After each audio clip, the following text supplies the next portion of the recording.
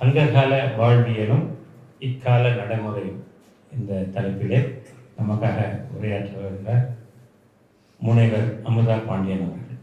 எனக்கு இது ஒரு டிஸ்கஷன் மாதிரி அப்படி இருக்கணும்னு நான் நினச்சேன். ஏன்னா எனக்கு உங்கள்கிட்ட இருந்தும் நிறைய படிச்சுக்கணும் அப்படிங்கிற ஒரு ஆவல் இருந்தது.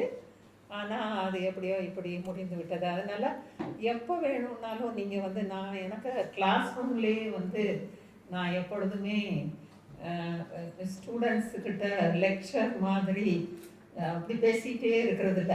எப்போ அவனுக்கு கேட்கணுமோ அப்போ அவன் இன்ட்ரப்ட் பண்ணினா அதை நான் ரொம்ப பெருசாக பொருட்படுத்த மாட்டேன். அதனால் நீங்களும் அப்படி செய்ய வேண்டாம். அப்புறம் நான் ரொம்ப பேசிடுவேன். அதுவும் கொஞ்சம் நீங்கள் அதுவும் கொஞ்சம் நீங்கள் விழிப்பாக இருந்து நீங்கள் கேள்வி கேட்டால் நான் எப்போ வேணாலும் பதில் சொல்லுவேன். அதுக்காக தான். ஏன்னா சில இதை விட்டுட்டு நான் போயிடக்கூடாது அப்படிங்கிறதுக்காக நான் சொல்கிறேன். இப்போது நம்ம வாழ்வியலுங்கிறத ஒரு சமுதாய ஆக்கத்தோடு தான் பார்க்கணும். சமுதாயம் எப்படி கட்டமைக்கப்படுகிறது அப்படின்னு தான் நம்ம பார்க்கணும். இனி அந்த கூறுகள்ங்கிறது பார்க்கும்போது ஒரு சமயங்கிறது ஒரு முக்கியமான கூறு. அப்புறம் இந்த ஆண் பெண் ஆன உறவு ஒரு முக்கியமானது. அரசு கட்டமைப்பு, அந்த பாலிட்டின்னு சொல்லுவாங்க, அது மிகவும் முக்கியமானது. இதில் அதனால இந்த தளங்களில் நான் இன்னைக்கு பேசலாம். இந்த கூறுகளை பற்றி ஆராயலாம். இது எனக்கு இது ஒரு ஆராய்ச்சி தான். ஏன்னா படித்து வச்சிருக்கிறத நான் ஒரு ஒரு ஒரு ஒன்றாக ஒரு சிஸ்டமேட்டைஸ் பண்ணுறது தான் இன்னைக்கு நான் செய்யலாம்னு நினச்சிட்ருக்கேன். அதில் எங்கேயாவது கேப்ஸ் வந்துன்னா நீங்கள் உடனே அதை என்கிட்ட பேசலாம், சொல்லலாம். அது என்ன எந்த விதத்துலேயும் பாதிக்காது. அப்புறம் இப்போ ஒரு சமுதாயம் ஒரு கட்டமைப்புன்னா எல்லா சமுதாயமுமே இயற்கையாக தோன்றியது தான். ஆனால் அதுலேயே முக்கியமாக சொல்ல போனால் நம்ம உலகத்தில் இப்போ எனக்கு தெரிஞ்சு 2 சமுதாயம். இவைகள் நம்ம இயற்கை சமுதாயம் என்று சொல்வதை விட்டு செயற்கையான ஆர்டிஃபிஷியல் சொசைட்டி என்று ஆங்கிலத்தில் சொல்வார்கள். செயற்கையான முறையில் ஒரு நோக்கத்தோடு, ஒரு உள்நோக்கத்தோடு கட்டமைக்கப்பட்டுள்ளது. இப்போ அந்த மாதிரிப்பட்ட ஒரு சொசைட்டி எப்படிப்பட்ட சொசைட்டி அப்படிங்கிறதையும் நம்மளோட இயற்கையாக தோன்றி வளர்ற சொசைட்டி எப்படிங்கிறதையும் பார்த்து, அப்புறம் அந்த இயற்கையான சொசைட்டியில நம்மளோட சமுதாயம் எந்த மாதிரியில் எந்த விதத்தில் ஒரு ஒரு சிறப்பானது என்பதை நம்ம புரிஞ்சுக்கிடணும். அப்போதான் நமக்கு ஏன்னா எனக்கு எப்போதுமே தோணும், நம்ம தமிழர்கள் மட்டும் ரொம்ப ஸ்ட்ராங்காக இன்னொரு ஆர்டிஃபிஷியல் சொசைட்டி உள்ள அடங்காமல் இருந்து நம்ம ஒரு உலகத்தை ஆளுமாறு இருந்திருந்தா இந்த உலகத்துல இந்த மாதிரியான ஒரு ஒரு ப்ராப்ளமே வந்திருக்காதுங்கிற ஒரு எண்ணம் எனக்கு எப்பவுமே தோணும். ஏன்னா அவ்வளவு அழகான ஒரு இதுங்கிறத நீங்க உணர்ந்துக்கணும். நான் ஆங்கிலம் படிச்சு, ஆனால் நான் சின்னதுலேயே தமிழ் நிறைய படிப்பேன். வீட்டில் புத்தகங்கள் இருந்ததுனால ரீட் பண்ணேன். ஆனால் ஃபுல்லாக ஆங்கிலத்தில் தான் படித்தேன். அதே எனக்கு கொஞ்சம் பயனுள்ளதாக தான் இருந்தது. பட் ரொம்பவே பயனுள்ளது. ஏன்னா எனக்கு கிரீஸ் அந்த சொசைட்டி பற்றி தெரியும். இப்போ ரஷ்யன் முதற்கொண்டு எல்லாத்தையும் என்னால் கொஞ்சம் கொஞ்சம் படிக்க முடிஞ்சுது. அதனால எனக்கு திருப்பியும் நான் தமிழ் சொசைட்டிக்கு வரும்போது எனக்கு இதை எல்லாத்தையுமே அதாவது எப்பொழுதுமே நமக்கு ஒரு சரியான ஒரு அறிவு ஆற்றல் நமக்கு வர வேண்டும்னா நம்ம கேள்வி கேட்கணும். இன்னொன்று பகுக்கணும். பகுக்காம நமக்கு ஒரு கேள்வியும் வராது. நம்ம பகுத்து ஆராயவிட்டால் நமக்கு அது ஒரு நாலேஜ் சிஸ்டம் ஆகாது. அதுதான் நமக்கு ரொம்ப முக்கியம்.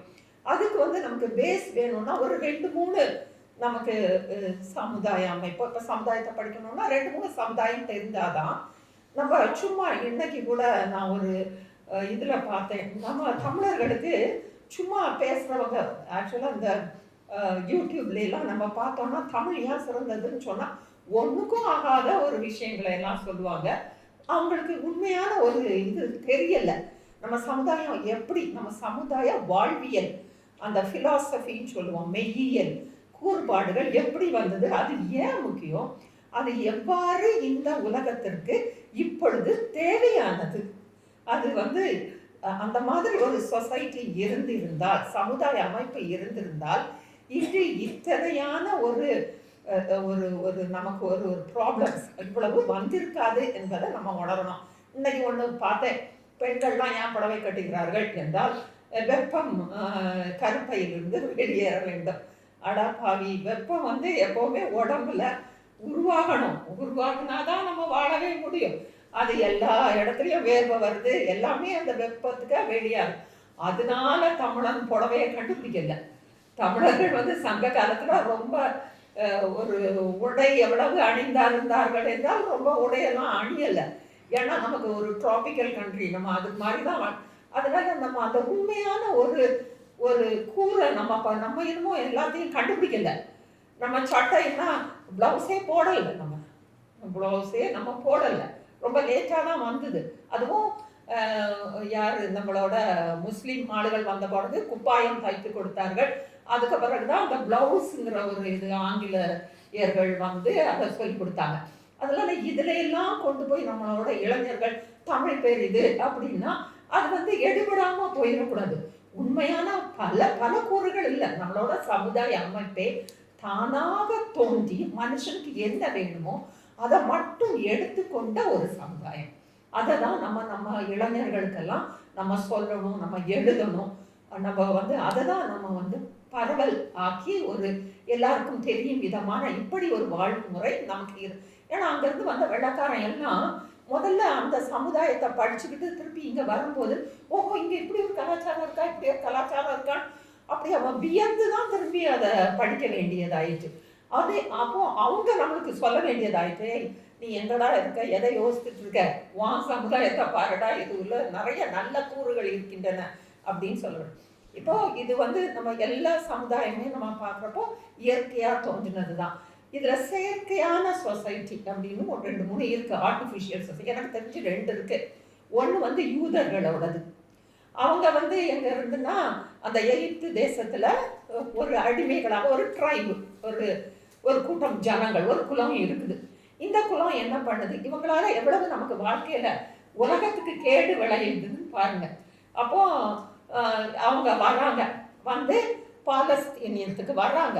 வர்றப்போயே அவங்க ஒன்றை கட்டுறாங்க, தாங்கள் வந்து எல்லாரையும் விட பெரியவர்கள், தேர்ந்தெடுக்கப்பட்டவர்கள், நாங்கள் சோசன்.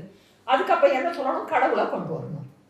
உடனே ஓஹோ கடவுள் வந்து எங்கள்கிட்ட சொல்லிட்டாரு, மோசேட்ட சொல்லிட்டாரு, அதுக்குன்னு சொல்லி அது ஒரு மாதிரி ஒரு ட்ரைபுனா எப்படி இருந்ததோ அதுக்கு வேண்டிய எல்லாம் கொடுத்து அந்த இதை வந்து அவங்க கட்டமைச்சு நாங்கள் வந்து ஒரு ஒரு சோசன் பீப்புள், நாங்கள் வந்து தேர்ந்தெடுக்கப்பட்டவர்கள்.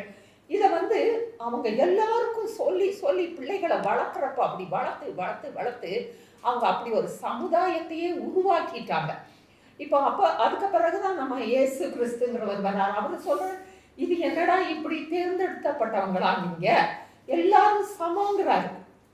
ஆனா கேட்கறதுக்கு ஆள் இல்லை, அவரை எடுத்து இது பண்றாங்க. அதுக்கு மேல ஒரு அவரு போயிட்டாரு சொல்லிட்டு, ஆனா அவருக்கு மேல ஒரு மதத்தை கட்டமைச்சு அந்த மதமும் அதுல இருந்து அவரு சொன்னதுல இருந்து வெளியெல்லாம் போறாங்க. அப்படியான ஒரு சூழ்நிலை. அப்போ இன்னுமே இந்த யூத ஜனம்ங்கிறது ஒரு பெரிய ஒரு மோசமான ஒரு கூறு உள்ளது ஒன்றாதான் இருக்குது. இன்னும் நான் சொல்றேன், ஒரு 50 வருஷத்துல அது உங்களுக்கு நல்லாவே தெரியும். இன்னைக்கு நமக்கு தெரியும் இல்லையா, அந்த ட்ரம்போட அந்த ஆளே வந்து எவ்வளவு பெரிய தீங்கன்னா உலகத்திலேயே ரொம்ப பெரிய பணக்காரன். அவன் என்னென்ன பண்ணி கொண்டு இருக்கிறாங்களோ, சூப்பர்மேன் தியரின்னு நியேஷேன்னு ஒருத்தர் சொல்லியிருக்காரு. சூப்பர்மேன் கொண்டாடம், அதுலதான் ஆரியன் தியரி வந்தது.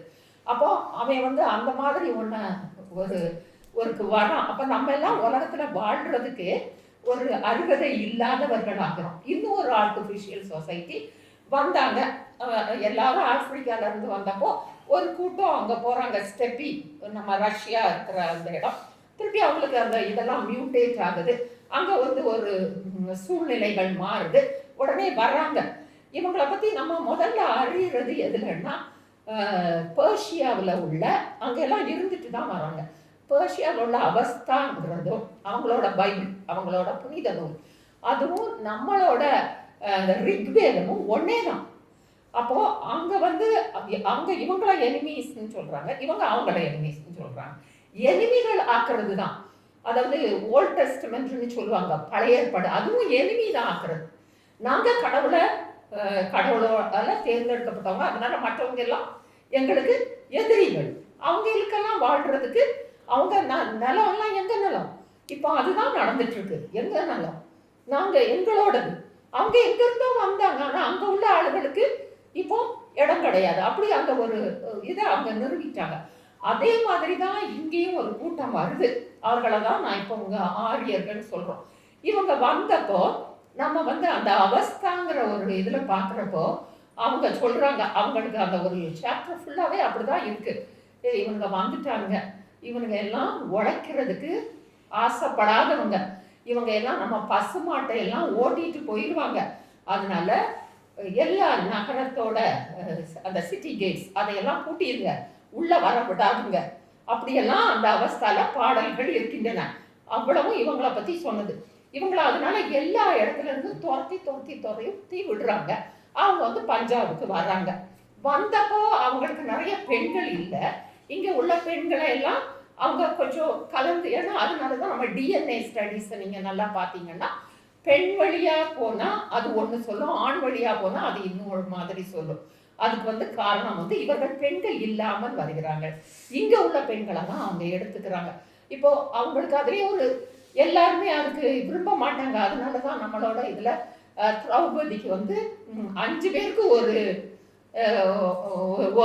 அதெல்லாம் நம்ம வந்து டீகன்ஸ்ட்ரக்ஷன் ஆங்கிலத்துல சொல்லுவாங்க. அந்த மாதிரி நம்ம படிக்கணும். நம்ம சங்க இலக்கியத்தை படிக்கிறப்பையும் டீகன்ஸ்ட்ரக்ட், அதாவது அந்த கட்டை அவிழ்த்து நம்ம படிக்கணும். அது எதனால் வந்தது, அந்த கேள்வி கேட்காம நம்ம படிச்சோம்னா அங்கதான் நம்ம வந்து தப்பு இழைப்போம். அப்பதான் நமக்கு மற்றவங்க சொல்றது வந்து நம்ம சரின்னு பண்றோம். அப்படி செய்யக்கூடாது, நம்மளாவே நம்ம அதை கட்ட வைக்கணும். அப்பதான் நமக்கு தெரியும். அப்ப இவங்க வந்தப்போ இப்படி இருந்திருக்கு. ஆனா ஒரு இது வந்த உடனே அவங்க என்ன நினைச்சாங்க, இந்த மக்கள்கிட்ட இருந்து நம்மளை எக்ஸ்க்ளூட் பண்ணணும்னு சொல்லுவாங்க ஆங்கிலத்துல. அதாவது நம்மளை வந்து ஒரு ஸ்பெஷல் ஆளுகளா நம்ம காட்டிக்கணும். அதுக்காக என்ன செய்தாங்க, இவங்களும் ஒரு கடவுளை படைச்சாங்க. சரி, ஓகே, பிரம்மா, அவருக்கு பிள்ளைகள் நாங்கள், நீங்கள் எல்லாரும் அந்த மாதிரி கிடையாது, நீங்கள் எல்லாம் சூத்திரர்கள் இல்ல காஸ்ட்லெஸ். அப்போ அவங்களுக்கு கொஞ்சம் ஒரு அரசர்கள் வேணும், ஒரு சத்திரியர்கள் சாப்பிடுறதுக்கு வேணும், அவங்களுக்குள்ளேயே கொஞ்சம் வைசியர்கள் இப்படி வச்சுட்டு மீதி அத்தனை பேரையும் சூத்திரர்கள் ஆக்கி விட்டாங்க. அவங்க திடீர்னு அது டோனி ஜோசப்னு ஒருத்தர் அந்த அவர் எழுதின புக்ல அவங்க வந்து ஒரு 2-3 தலைமுறைகளானவுடன் they close the gates அப்படின்னு சொல்றாரு. அதாவது உடனே இனி வந்து நம்ம கலவக்கூடாது அப்படின்னு. அதுக்கு பிறகுதான் தெற்குல வராங்க இவங்க. கலந்தவங்களை எல்லாம் இப்போ கூட பத்மா சுப்பிரமணியத்துக்கு புத்தகத்துல நூல்ல அவங்க எழுதியிருக்காங்க, நாங்க அங்க போனா எங்களாம் பிராமணர்களாக ஏற்றுக்கொள்ளவில்லை, இங்கு நீங்களும் ஏற்றுக்கொள்ளவில்லைன்னு புலம்புறாங்க. ஏன்னா அவங்களுக்கு இதெல்லாம் வந்து அடுத்த ஒரு படிநிலையை அடைஞ்சவங்கள மாதிரி. அங்க இருக்கிறவங்க, அதாவது அந்த ஹரியானா அந்த இடத்துல இருக்கிறவங்க தங்களை ரொம்ப பெரிய பிராமணர்களாக நினைத்துக் கொள்கிறார்கள். இன்னும் நம்ம தென்னாட்டுல வந்து நம்பூதிரிகள் அப்படிப்பட்டவர்கள். இப்போ இதுல வந்து நான் அப்படி நம்பூதிரிகளை பத்தி எல்லாம் சொன்னா நிறைய சொல்ல முடியும். அது நம்ம சமுதாயம் என்றுள்ள சமுதாய அமைப்பில் உள்ள மிக மோசமான கேடுகள் எப்படி வந்தன. இந்த நம்பூதிரிகள் மட்டுமல்ல, சோழர் காலத்தில் வந்த ஒரு பிராமண சமுதாயம், இவர்களாலெல்லாம் நம்மளுடைய சமுதாயத்தில், அது இந்த வாழ்வியலுக்கு நான் வரும்போது சொல்கிறேன். இப்படி கடவுள் என்கிற ஒரு இது, இப்ப நம்ம ஆர்டிபிஷியல் சொசைட்டில மட்டும்தான் கடவுளா என்றால் இல்லை, நேச்சுரலாக உள்ள சொசைட்டிலையும் கடவுள் என்கிற ஒரு இது இருக்கதான் செய்யுது. ஆனா நம்ம தமிழர்களுக்கு உள்ளது மட்டும் எப்படி ஒரு சிறப்பு தன்மையை பெறுதுன்னா, மீது எல்லா இடத்துலையும் ஒரு பயத்தினால வருது. கடவுளை அவங்க செய்யறாங்க, ஆனா நமக்கு வந்து அந்த பயத்தினால வந்ததே கிடையாது, நம்மளை வந்து காப்பாத்துறதுக்காக வந்தது. அதான் அந்த 2-3 இது நான் கேட்டிருக்கேன் ஆய்வாளர்கள். அவங்க என்ன சொல்றாங்கன்னா, மற்றவங்களுக்கு எல்லாம் மேலே தான் கடவுள் இருக்காரு, மேல இருந்து உள்ளது. நமக்கு மட்டும் கீழே இருந்து நம்ம தெய்வங்களை மேலே அனுப்புகிறோம். நம்மளோட அறக்கொள்கையே அப்படிதான் இருக்கு. ஏன்னா வையத்துல நல்லவங்களா இருந்தவங்க, சிறந்தவங்க எல்லாம் கடவுள். சிறந்தவங்க அவங்க கடவுளுங்கிறத ஒரு நமக்கிட்ட இருந்து மாறுபட்டவராக ஒரு பெரிய ஆளாக அவங்க நம்ம படைக்கல. நமக்குள்ள லீடர்ஸ் தான் கடவுள். அதனாலதான் நமக்கு சூப்பர் நேச்சுரல் அந்த எலிமெண்ட் நம்மளோட சங்க இலக்கியத்துல இருக்கவே செய்யாது. இதே நேரத்துல நம்மள மாதிரியே ஒரு பெரிய சொசைட்டின்னு சொன்னா நம்ம கிரீக் சொசைட்டியை சொல்லலாம், ஈஜிப்டை சொல்லலாம், சைனாவை எல்லாம் சொல்லலாம். இதுல எல்லாம் பாருங்க தெய்வங்கள் எப்படி இருக்கிறார்கள் என்றால் மிகைப்படுத்தப்பட்ட நம்ம மனிதனோட ஒரு மனிதனாக இருக்கிற ஒரு மனிதனோட அதாவது உணர்வுகளோடு இருக்கிற கடவுளர்கள் இல்லை.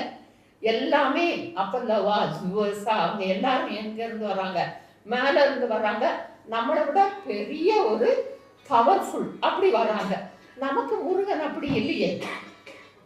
ஒரு வள்ளிங்கிற ஒரு பொண்ணை கல்யாணம் பண்றாரு, நம்ம மலைக்கு மேல அவரை வச்சிருக்கிறதே எதுக்கு? நம்மளை காவல் காத்துக்கொள்ளணும். எங்க படை வீடுனாலே என்னது? காவல் காத்துக்கிடணும். அப்ப ஏதோ ஒரு தலைவன் எப்பதோ காவல் காத்திருக்கான், அவன் தான் நமக்கு கடவுள்.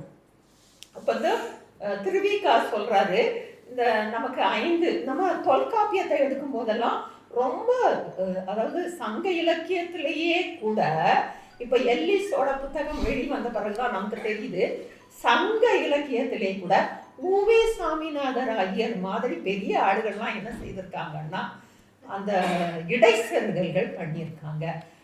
அதாவது சொற்களை மாற்றி இது ரொம்ப ஒரு அதிசயமான ஒரு செய்தி, ஒரு துக்ககரமான ஒரு செய்தி. நம்ம இப்ப சங்க இலக்கியத்துல சில சொற்கள்லாம் இது இப்படி இருக்கே நம்ம இது பண்ணி இனி நம்ம அதை ரொம்ப நல்லா ஆராய வேண்டிய ஒரு இடத்துல இருக்கோம். அது எனக்கு எல்லிஸுக்கு நூலை படித்த பிறகுதான் எனக்கு தெரியுது. அவர் உண்மையா சொல்றாரு, இந்த இடத்துல ஒரே ஒரு மேனுஸ்கிரிப்ட்ல மட்டும் அந்தணர்னு இருக்கு, மீது எல்லாத்துலயும் அந்த குறவர்னு இருக்குன்னு எழுதியிருக்காரு. அதே நேரத்துல திருவிக்கா அதை எழுதல, அந்தணர்னே எல்லா இடத்துலயும் எழுதுறாரு. அப்போ இதெல்லாம் எங்க இருந்து வந்தது? அது அப்போ இந்த மாதிரி எத்தனை சொற்கள் இருக்கின்றன. அப்புறம் நமக்கு தெரியும் இலக்குவனார் தான் தொல்காப்பியத்தை எழுதினாரு. இலக்குவனார் அப்படியே சாப்டரா இதெல்லாம் வந்தது, பிறகு எழுதப்பட்டது அப்படின்னு சொல்றாரு. அப்போ தொல்காப்பியம் எல்லாம் நாம படிக்கும்போது தொல்காப்பியமே அங்கிருந்து வந்த ஆரியர்களுக்காக நம்மளோட சமுதாய தன்மையை சொல்லி கொடுக்கிறதற்காக எழுதப்பட்டதுன்னு தான் சொல்றாங்க. இலக்குவனார் முதற்கொண்டு எல்லாரும் சொல்றாங்க. அப்ப இந்த ஆய்வுங்கிறதும் நம்ம மேற்போக்கான ஆய்வு நம்ம செய்யவே முடியாது, ரொம்ப உள்ளுக்கு போக வேண்டியது இருக்கு. இப்ப நம்மளோட கடவுள் நம்ம ரொம்ப வெளியே போகாம கடவுளுங்கிற ஒரு நிலைமைக்கு வருவோம். அப்ப நமக்கு முருகனுங்கிறது நம்மளோட உள்ள ஒரு ஆளு. அவர் காதல் செய்வாரு, இன்னொன்னு நம்மளை அவர் என்ன பண்ணுவாரு, பாதுகாப்பார். அதுதான் வருது. இப்போ அந்த நிலத்தை பிரிக்கிறதுங்கிறது இது உலகத்திலேயே இல்லைங்க. இப்ப கிரீஸ்ன்னு எடுத்துக்கிட்டா நான் எப்பவுமே கிரீஸோட பார்ப்பேன். அங்கேயும் என்ன பண்றாங்கன்னா லிடியன் அப்படிங்கிற பேரு, அந்த லிடியன்கிற ஒரு லேண்டுக்கு பேரு தான் அயோனியன் அப்படின்னு. அது அந்த மியூசிக்லயும் இசையிலையும் அவங்களுக்கு ஒரு பாலைகளுக்கு பேரு அதை தான் வச்சிருக்காங்க. ஆனால் அதோட அது முடிஞ்சு போயிருது. அதுக்கு பிறகு இந்த அளவுக்கு தொகுக்கிற அளவுக்கு வரமாட்டேங்குது நமக்கு. நீங்க யோசித்து பாருங்க, ஒரு கவிதையாக இன்று உள்ள ஒரு செய்யுளாக வந்தது என்றால் அதற்கு முன்னால் அது எத்தனை நூற்றாண்டுகளாக இருந்து இந்த நிலைமைக்கு வரணும். ஏன்னா கட்டப்பட்டு செய்யுள்னாலே உள்ளுக்கு கட்டப்பட்டு செய்யறது. இது பாணர் பாடல்கள்ல இருக்குது. பாணர் பாடல்கள்ல இருக்கும் போதே அந்த நம்ம சொல்லுவோம், அதுக்கு பேர் சப்ஜெக்ட் மேட்டர்னு சொல்லுவோம். செய்யுளோட அந்த சப்ஜெக்ட் எப்படி பொருள் இருக்க வேண்டும். இதை அரிஸ்டாட்டில் காலத்துல தான் ட்ராஜடின்னா அதுல என்ன இருக்கணும், காமெடின்னா அது எப்படி இருக்கணும்னு சொல்றாரு. அது மட்டும்தான் சொல்றாரு. நமக்கு சங்க காலத்துல அப்படி இல்லை. ஒவ்வொன்றும் ஒரு லேண்ட்லயும் ஒரு ஒரு உள்ள போய்ட்ரியும் எப்படி இருக்கணும். அப்போ இந்த லேண்டை அவங்க பகுக்கிறது, லேண்டை பகுக்கிறதுனா சரி நெய்தல் நிலத்தில் உள்ளவன் நீ பாலை நில அதோட நம்ம நிற்க முடியாது. இது எப்படி நமக்கு தெரியும்? அந்த மாதிரி ஒரு அது எப்பவோ நடந்திருக்கணும். அதுக்கு பிறகுதான் பகுத்து ஆராயிறாங்க. அப்புறம் அதுல இருந்து பாணர்கள் பாடுறாங்க. அப்ப பாணர்கள் பாடும்போது இந்த நிலத்து தலைவனை நம்ம பாடும்போது, இந்த நிலத்தில் நடந்ததை நாம் பாடும்போது, இந்த நிலத்தில் உள்ள அந்த பறவையை கொண்டு வர வேண்டும். சப்ஜெக்ட் மேட்டர், அது அந்த பொருள், அந்த செய்யுள் பொருள், இந்த பொருளை கொண்டு வர வேண்டும், இந்த பொருளை கொண்டு வர வேண்டும் அப்படின்னு இது திடீர்னு ஒரு இதுல நம்ம எழுதி கொண்டு வந்திருப்பாங்க. இல்லை, தமிழ்நாட்டுல பரவி இருக்கு. இன்னொன்னு நம்ம தமிழை பத்தி சொல்றது, இதெல்லாம் அரசவையில பின்னர் வளர்க்கப்பட்டதே தவிர அரசவையில உண்டாகவில்லை. ஏன்னா உண்டாயிருக்க முடியாது. ஒரு 4 பேர் சேர்ந்தா நம்ம பாட்டை எப்படி எழுதுவது அப்படின்னு அந்த பாணர்கள் சேர்ந்து குழுவாக சேர்ந்து அப்படி ஒரு வரையறை செய்ய வேண்டுமானால், இப்ப இலக்கணத்திலிருந்து தான் இலக்கியத்திலிருந்து தான் இலக்கணம் வந்தது. அப்ப அவங்க முதலியே நிறைய பாடி இருப்பாங்க. அதுக்கு பிறகுதான் இந்த பாடல்களை நம்ம பகுத்து ஆராய்ச்சி அதை வரன்முறைப்படுத்துறாங்க. அப்ப வரன்முறைப்படுத்துகிறதுக்கெல்லாம் இப்ப நம்ம குறுந்தகை தான் முதல்ல உள்ள செய்யுள்கள் நம்ம நினைக்கிறோம். ஆனா அந்த குறுந்தகை பாடல்களோட அழகையும் அந்த கட்டுவிக்கிற அந்த ஸ்ட்ரக்சர்னு சொல்லுவாங்க ஆங்கிலத்துல, அதையும் நம்ம பார்க்கும்போது எனக்கு ஒரு குறுந்தொகை பாடல்ங்கிறது WB Yeats யாராவது படிச்சிருந்தா அது தெரியும். நான் ஆங்கில இலக்கியம் படிச்ச பிறகு எனக்கு WB Yeats அளவு நல்ல போயட் யாருமே கிடையாது அப்படின்னு தோணும். ஏன்னா ஒரு 14 அப்ப இவரு எப்ப எழுதியிருக்காரு? இது 18வது நூற்றாண்டு 19வது நூற்றாண்டில் எழுதியிருக்காரு. அப்ப WB Yeats எழுதின செயிலிங் டு பைசாந்தியம் என்று ஒரு போயட்ரி, அது எங்களுக்கு MAல எப்பவுமே இருக்கும். அதை நான் படிக்கிறதுக்கு முன்னுக்கு நான் போய் அது எப்படி உருவாக்கப்பட்டதுன்னு எப்பவுமே நான் அந்த போயட்டை பத்தி கொஞ்சம் படிச்சுக்குவேன். அப்படி போனா அதுக்குன்னு ஒரு புத்தகம் இருக்குது. WB Yeats எத்தனை தடவை இதை எழுதினார், டிராஃப்ட் பண்ணுவோம் இல்லையா, எத்தனை டிராஃப்ட் அவர் பண்ணியிருக்காரு. அத்தனை டிராஃப்டும் பண்ணி கடைசியில வந்ததுதான் அந்த 14 லைன்ல உள்ள ஒரு கவிதை. அப்ப நம்மளோட குறுந்தொகை எந்த காலத்துல எழுதினாங்க? அவங்க பேப்பர் வச்சுக்கல, அவங்க பென்னு வச்சுக்கல, அவங்க எழுதல. அது எல்லாமே 2வது 3வது நூற்றாண்டுல தான் எழுதப்பட்டிருக்கிறது. அப்படியானால் அவங்க மைண்ட்ல வச்சு ஒரு பாணன் இன்னொரு பாணன்கிட்ட பேசி என்ன இப்படி ஒரு கவிதை, அது எப்படி அது போயிருக்கும் இல்லையா? அந்த கவிதை ஆக்கம் என்பது எத்தனை வருடங்கள் வந்திருக்க வேண்டும். அந்த பாடம் அவனோட ஒரு ஃப்ரெண்டுக்கு எல்லாரும் சொல்லி இவங்க போய் ஒரு அவங்கள புரவலர்கிட்ட போய் அதை பாடி திருப்பி அதை செம்மைப்படுத்தி இல்லையா, செம்மைப்படுத்தி படுத்தி படுத்தி படுத்தி இப்போ அவ்வளவு அழகான ஒரு குறுந்தகை பாடலாக இருக்குது. அப்ப இப்படி நமக்கு இந்த ஆக்கம்ங்கிறது இதை அவங்க எப்படி கொண்டு வந்தாங்க தொகுத்தாங்கங்கிறத பார்த்தா அவங்க நிறைய சங்கம்ங்கிறதே நம்ம தமிழ் சொல் அல்ல, இது பாலியில் உள்ள சொல். அப்ப பாலியில எப்படி இருந்திருக்குன்னா, நம்ம எப்பவுமே வடக்கன்னா நம்ம வடமொழி என்று நான் இப்பொழுது எழுதுவதில்லை, சமஸ்கிருதம் என்று தான் எழுதுவேன். ஏன்னா வடமொழின்னா அதுல பாலி இருக்கு. பாலி எங்க உள்ள மொழி, இங்க முன்னமையே பேசப்பட்ட ஒரு மொழியினுடைய, அதுக்கும் திராவிடத்துக்கும் நிறைய இருக்கலாம். அப்ப அது நம்ம எப்பவுமே சிந்துவெளி நாகரிகத்துல தமிழ் நாகரிகம் அது ஒண்ணுதான் வந்திருக்குன்னு கிடையாது. அவங்க எங்கேயும் போயிருக்கிறாங்க. அதாவது அந்த பஞ்சாப் நார்த் வெஸ்ட விட்டுட்டு, ஏன்னா அங்கதான் இவங்க இருக்காங்க, இவங்களோட வேத காலம் தொடங்கிட்டு, இவங்க வேதங்களை எழுதி தொடங்கியிருக்காங்க. அப்ப அவங்க அவ்வளவு பேர் ஈஸ்டுக்கு போயிருக்காங்க. மௌரியர் காலம். நம்ம புத்தர் எங்க இருந்து வந்தாரு இல்லையா? புத்தர் அவரோட அவர் வந்த ஒரு இயக்கம் தான் அந்த சங்கம். அப்ப புத்தருங்கிறது இந்துயிசத்துக்கும் புத்தருக்கும் சம்பந்தமே கிடையாது. என்னடா நம்மளோட வாழ்வியல் முறைக்கும் இப்ப இந்த வேத காலத்துல இவனுங்க சொல்ற ரொம்ப இதா இருக்குதே, கடவுளுங்கிற ஒண்ண இப்படி கொண்டு வந்தாங்களே வேதங்கள்ங்கிற அப்படின்னு சொல்லிட்டு அவங்க எல்லாரும் அந்த என்ன நீ மாடை கொண்டு வா, நீ ஆட. நம்ம வீரங்கிற ஒன்றை பார்த்தாலே இது ஒரு சின்ன இதை மட்டும் நான் சொல்லிடுறேன். நமக்கு வீரம் எப்படின்னா அடிபிடி போடுறது, நம்மளோட வீரத்தை காட்டுறது, பிசிக்கல் வீரம். நம்ம அரசர்கள் அவ்வளோ பேரும் அதை தான் வீரம்னு சொல்லிட்டு இருக்காங்க. புறத்துக்கு அதுதான் முக்கியமான இது.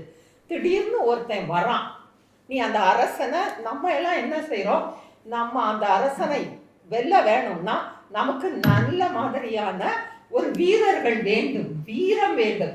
அவர்களுக்கு நல்ல ஒரு பிசிக்கல் இது வேணும் நம்ம நினைச்சிட்டு இருக்கிறப்ப அவன் வந்து சொல்றான், இல்ல நீ யாகம் செய். அரசனை பார்த்து சொல்றான், நீ யாகம் செய், எங்களுக்கு பிராமணர்களுக்கு சாப்பாடு போடு, நீ வந்து அந்த போரில் வென்று விடுவாய் அப்படிங்கிறாங்க.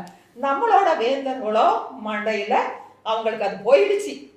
அதனால தான் வந்து களப்பிரகர் வந்தார்கள், நம்மளுடைய மக்கள் ஆசைப்பட்டு களப்பிரகர்களை கூட்டிக் கொண்டு வந்தார்கள் என்று இப்பொழுதெல்லாம் வரலாற்று ஆசாரியர்கள் சொல்றாங்க. நம்ம சின்ன வயசுல எப்படி படிச்சோம், களப்பிரகர் காலம் இருண்ட காலம். அப்படி அல்ல, களப்பிரகர் காலம் அந்த காலத்துல தானே நம்மளுக்கு சிலப்பதிகாரமும் அப்புறம் இந்த மற்ற அற நூல்கள் அவ்வளவு எழுதப்பட்டிருக்கின்றன. அப்படியானால் அதாவது இங்க உள்ள ஒரு அறம், இனி அறம் என்கிற ஒரு சொல்லுக்கு வரணும். இந்த அறம் என்கிற சொல் நம்ம ஏன்னா வாழ்வியல்ல ரொம்ப முக்கியமானது அறம் என்கிற சொல். அறம் என்பதற்கும் அவர்களுடைய தர்மம் என்கிற சொல்லுக்கும் எந்த விதமான ஒரு ஒரு சம்பந்தமும் கிடையாது. என் தமிழ் சொற்கள் வந்து கொஞ்சம் கஷ்டப்படுது. அப்போ இந்த அறம்ங்கிறது அறுத்து அறுத்து செல்வது. நமக்கு வந்து அறம்ங்கிறது ஒரு பைபிள் நமக்கு கொண்டு வந்து தரல, ஒரு வேதம் நமக்கு கொண்டு வந்து தரல. நம்மளோட அறம் எப்படி மாறுகிறது என்று பாருங்க. புறநானூர்ல ஒருத்தன் போய் சொல்றான், ஒரு ஒரு சின்ன ஒரு ட்ரைபல் ஒரு ஹெட், அவங்ககிட்ட போய் சொல்றான், எனக்கு வந்து ஒரு வேல் வெடிச்சுத்தா அப்படின்னு. எதுக்கு வேல் வெடிச்சு தரணும் அப்படின்னா, நல்லா கூர்மையா ஆக்கு. எதுக்குன்னா என்கிட்ட ஒருத்தன், எனக்கு குழுவில் உள்ள ஒருத்தன் பசிக்குதுன்னு சொல்றான். அந்த பசியை அவனுக்கு நான் ஆற்றணும், ஏன்னா நான் தலைவன் இல்லையா. அப்ப இவன் எப்படி பசி ஆற்றுவான்? அறம் என்கிறது இவனுக்கு எப்படி பசி ஆற்றுவான்? உடனே இன்னொருத்தன்கிட்ட இருக்கிற செல்வத்தை என்ன செய்வான், மிரட்டி வாங்கிட்டு வருவான். அதுதான் இவனுக்கு அறம் அந்த காலத்துல. அறுத்து எப்படி செயற்கையா இயற்கையா வருதுன்னு பாருங்க. செயற்கையா யாருமே இங்க ஒருத்தரும் உட்காந்து வேதம் எழுதல, கடவுள் அப்படியே தந்தாருன்னு எழுதல, நம்ம வாழ்வியல்ல இருந்து வருது. அப்போ இவனுக்கு வந்து பசி ஆறுகிறது தான் அந்த காலத்துல அறம். இவனுக்கு இவங்கிட்ட ஒருத்தன் வந்து பசி கேட்கிறான், அதற்காக இவன் ஒன்றில் வேட்டையாட வேண்டும், இல்லைன்னா அவன் இன்னொருத்தனை இது பண்ணி அவங்ககிட்ட இருந்து பொருளை வாங்கி இவனுக்கு கொடுக்கணும். இவனுக்கு அறம் என்பது இவனை காப்பாற்ற வேண்டும், சாப்பாடு போடணும், அவ்வளவுதான். அதுக்கு மேல அவனால யோசிக்க முடியல. ஆனா கொஞ்ச நாள் கழிச்சு திருக்குறள்ல என்ன வருது, அறம் என்றால் அரசனுக்கு என்ன அறம், நீரை நீ காப்பாத்து அப்படின்னா என்ன, விவசாயம் எல்லாம் அதுக்கு அறம் என்பதும் வளருது. நமக்கு எல்லாமே வளருகிறது இயற்கையாக வந்து மனிதனுக்கு தேவையாக வளரும் ஒரு அறமாக இருக்கிறது. இதேதான் வந்து புத்தர் தம்மா அப்படிங்கிறதும், தம்மா தர்மாங்கிறது அந்த அந்த சொல் வந்து தம்மாங்கிற இதுல இருந்து தான் வருது.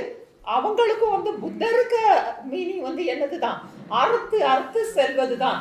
ஆனால் அத வேதத்துலலாம் எப்படி மாத்துறாங்க, ஒரு ஒரு ஒரு ஒரு ஆளுக்கு, ஒரு கூட்டத்துக்கு, பிராமணர்களுக்கு ஒரு தர்மம், சூத்திரர்களுக்கு ஒரு தர்மம், சத்திரியர்களுக்கு ஒரு தர்மம், இப்படியானது அல்ல நம்மளுடைய அறம். நம்மளுடைய அறமோ புத்தருடைய அறமோ அது ரொம்ப மாறுபட்டது. அதற்கும் இதற்கும் எந்த விதமான தொடர்புமே கிடையாது. அது வந்து ஏதோ ஒரு கடவுள் அவர்கள் தங்களையே கடவுளாக மாற்றிக்கொண்டு அவங்களே எழுதி தங்களுக்கு சாதகமாக ஒரு எழுதின தர்மம் தான். நீங்க வந்து பகவத்கீதையை, அதுதான் பகவத்கீதையை வந்து இந்துக்களுக்கு தெய்வமா இல்ல கீதாஞ்சலின்னு தாகூர் ஒண்ணு எழுதியிருக்காரு, அதை வையுங்களே. அவர் கீதாஞ்சலின்னு சொல்லிட்டு எவ்வளவு அழகான, அதுதான் இந்தியர்களுக்கு நமக்கு வேண்டியது. அவர் எழுதுறார், into this country my God let my country awaken சொல்றாரு. அந்த ஃப்ரீடம் வேற. இவங்களோட பகவத்கீதையில முதல் இதை நீங்க படிச்சாலே தர்மம்ங்கிறது 4 பேருக்கும் 4 விதமாக. அவன் வந்து நெய்யோட சாப்பிடுவான், நம்ம வந்து எப்படி சாப்பிடணுமா, நீரோட சாப்பிடணுமா, பழசா சாப்பிடணுமா. அவன் வந்து ரொம்ப நல்ல உடை, சுத்தமான உடை அணிவானா. நம்ம அழுக்கு உடைய அணையணுமா. அதுதான் நமக்கு தர்மம்.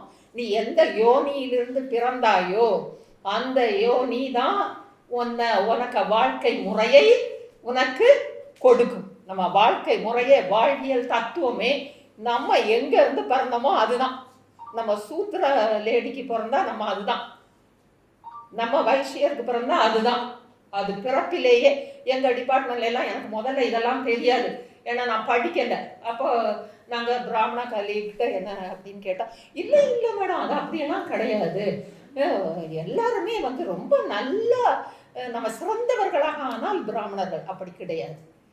கரெக்டாக அந்த இதுல அப்படிதான் சொல்லியிருக்கு. ஆனா நம்மளோட அறம் என்பது அறுத்து கொண்டே போகிறது. அந்த அந்த சொல்லினுடைய பொருளே அதுதான், அரு. இதேதான் புத்தருடைய பொருளும், இதேதான் ஈவன் அந்த சைனாவுல உள்ள அந்த வேர்டுக்கு பொருளும் இதுதான், அறுத்து கொண்டே போகுது. அப்ப நம்மளுடைய பாதை என்பது நம்மளே போட்டுக்கொண்ட ஒரு பாதை.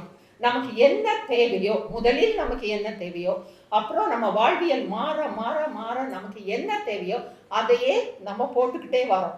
இப்போ முருகன் என்பது எங்க வந்தது? நமக்கு வந்து ஒண்ணுதான், சாப்பாடு கிடைச்சா அதை எப்படியாவது சாப்பிடணும், வேல். அது வந்து புறம், நம்ம எப்படியாவது சண்டை போட்டு சாப்பிடணும்.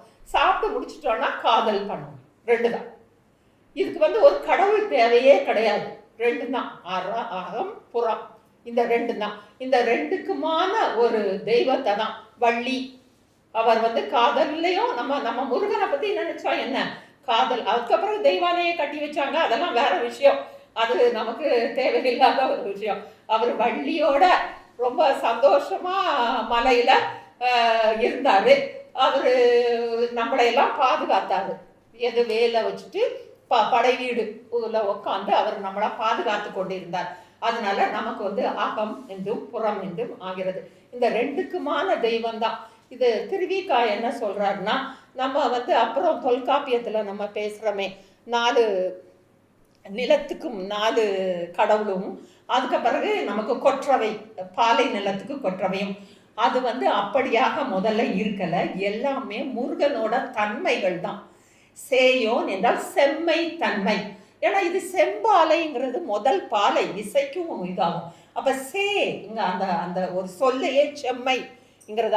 அவர் முருகன் முதல்ல மலை தான் இருந்தது. அதுதான் அந்த ஒண்ணு சொல்லுவாங்களே, கல் தோண்டி மண் தோன்றா காலத்தே முன் தோண்டி. உடனே கல்லும் நம்ம இருந்தோங்கிறது இல்லை. அதாவது கல்லும் மண்ணும் தோன்றின பிறகுதான் மருத நிலம் தோன்றும்.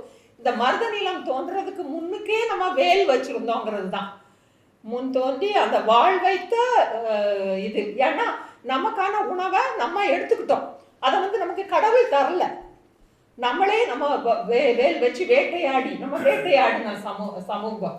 அப்ப வேட்டையிலேயே நமக்கு இந்த வேல் என்கிறது, வாழ் என்கிறது நமக்கு தேவையான ஒரு சமுதாயம். அதுல இருந்து தான் முருகனோட ஒரு ஆஸ்பெக்ட் வருது. அப்புறம் வாழ்க்கையில வந்து காதல் என்பது அவன் முக்கியமா கருதுனா, அதனாலதான் காதல்ங்கிற ஒரு இதுவும் வருது. அதனால இந்த நம்ம வாழ்வியலோட தான் நம்ம கடவுளா படைச்சிருக்கோம். இந்த 4 சேயோன் என்பது செம்மை புரிந்தது. மால் என்பதற்கு நமக்கு முதல்ல என்ன அது சொல் இருந்தது என்று தெரியவில்லை. ஆனா மால் என்ற கருப்பு, நம்ம வந்து காடு கருப்பு, அந்த நிறத்தினால் வந்தது அவனுக்கே. அதாவது முருகனோட ஒரு தன்மையை குறித்தது அப்படிங்கிறாங்க. வேந்தர் என்றால் அரசர் என்பது, இந்திரன் என்றாலும் அந்த அந்த அந்த அரசுங்கிற ஒரு இதுல வந்ததான். அவரோட முருகனோட பல பரிமாணங்களும் தான். அதுக்கு பிறகு அவங்க பெயர்களை இப்படி மாத்தி மாத்தி கொடுத்துக்கிட்டாங்க. வர்ணன் என்பதும் அந்த வண்ணம், அதாவது ப்ளூ கலர், நல்ல ஒரு நீல கலர், அதுதான் முதல்ல வண்ணமாக இருந்தது. ஏன்னா வானுக்கும் நீல கலரு, கடலுக்கும் நீல கலர். அதனால வர்ணன், நம்ம கடற்கரையில இருக்கிறது நெய்தல் நிலம், அதனால் வர்ணன் என்று வந்தது. கொற்றவை என்பது நம்மளுடைய தாய்வழி சமுதாயம் தான்.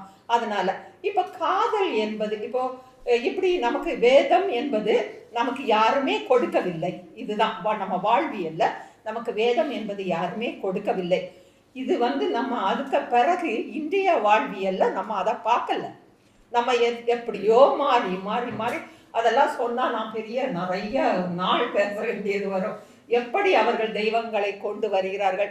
இது நான் சொல்லல, ரொமிலா தப்பர் என்கிற நம்மளுடைய ஒரு வரலாற்றை நன்றாக எழுதுகிற ஒரே ஆசிரியர், வரலாற்று ஆசிரியர் ரொமிலா தப்பர் அவர்கள் தான். நல்ல பெரிய பெரிய புத்தகங்கள். அவர் ஒரு இன்டர்நேஷ்னல் ஸ்காலர், ரொம்ப உலகளவில் அவரை ரொம்ப இந்தியன் ஹிஸ்ட்ரிக்கு அவங்க தான் ரொம்ப அத்தாரிட்டி. அவங்க எழுதுறாங்க. இங்கே தான் தர்மசாஸ்திரா எழுதுனாங்க. இங்கே உள்ள மக்களுக்காக தர்மசாஸ்திராவும் அங்கே மௌரியர் காலத்தில் இருந்தாங்க இல்லையா, அவங்களுக்கு அகெயின்ஸ்டா வேத மக்களுக்கு அகெயின்ஸ்டாக இருந்த மௌரியர்களுக்காக எழுதினது வேத சூத்திரம் அப்படின்னு சொல்றாரு. சாணக்கியரும் அவரோட கொள்கைகளை கொண்டு வர்றதுக்கு தான் அதெல்லாம் எழுதினாரு அப்படின்னு சொல்றாரு. அப்போ அந்த சமயம்ங்கிற கொள்கை நமக்கு இன்று மாறுபட்டு போயிட்டு, நம்மளுடைய சமயம் என்பது இங்கு உள்ள சமூகம்.